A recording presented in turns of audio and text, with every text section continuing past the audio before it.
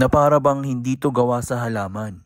Napadayo nga ako dito sa may The Pharmacist dito sa may San Joaquin, Pasig para itry ang kanilang mga plant-based offerings. Para sa mga hindi nakakaalam, naging vegan or plant-based nga ako sa loob ng 7 taon pero natigil lang ito noong pandemic. Mukha lang maliit kung titignan mo sa labas sa kanilang restaurant pero medyo comfy naman ito sa loob. In-order ko ang kanilang sisig pizza dahil yung chicken panalo pizza nila ay sold out na nung dumating ako.